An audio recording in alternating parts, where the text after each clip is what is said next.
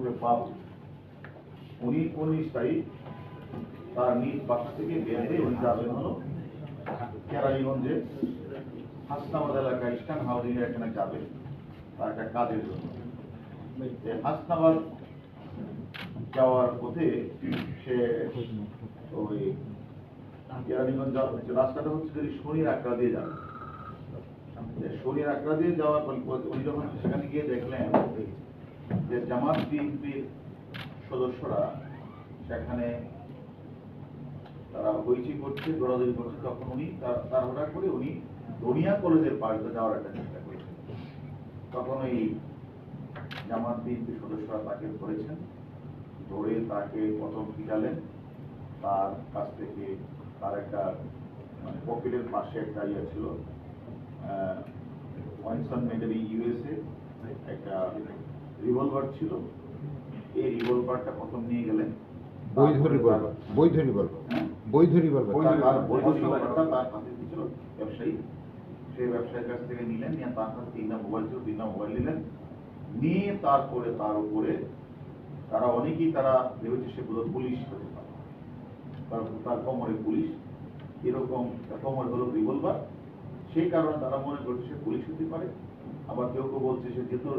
Revolver নিয়ে আসছে সে নিশ্চয়ই আমাদেরকে মারা, এরকম ভাবে তাকে এই দুনিয়া কলেজের পাশ থেকে রাস্তায় নিয়ে তারপর বেদম পিঠে 1-1.5 কিলোমিটার তাকে টেনে নিয়ে, যেটা আমরা ছবি দেখলেন।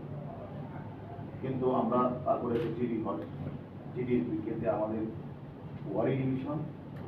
তদন্ত করছেন ইলিয়াসের নেতৃত্বে, সেখানে তারা এই ঘটনার সাথে জড়িত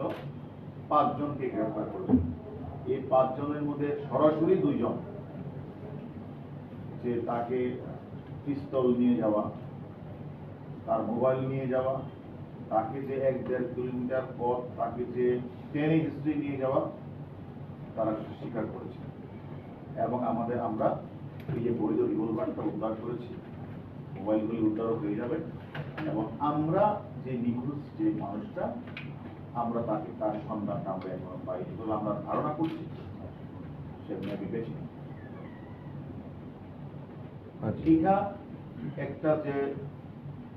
মানে আপনারা দেখেছেন যে একটা কি পরিমাণ যে একটা মানে পৈশাচিক কায়দায় যে একটা নির্যাতন, তারা কোঠা বিরোধী আন্দোলন করছে, এটাকে ঘিরে জামাত বিএনপি চক্র, তারা তো কোটার লোক না, তারা তো ছাত্র না, তারা হঠাৎ করে এই যাত্রাবাড়ি দুনিয়া এলাকায় জারি পেয়েছে। এমনকি দেখেছেন আমাদের একজন পুলিশ সদস্যকে জ্বলিয়ে তারা হত্যা করেছে, আর একজন পুলিশ সদস্যকে আপনারা এখানেই দেখেছেন, সে তাকে তার চুল ছোট,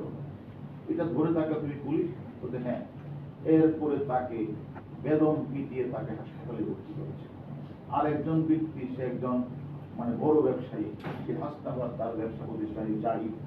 তার রিভলভার দেখে তার রিভলভারটাও নিয়ে গেলেন, আবার তাকে পিটিয়ে 1.5-2 কিলোমিটার ট্রেনে হিসেবে নিয়ে গেলেন। এটা তো আসলে মানে 71 সালে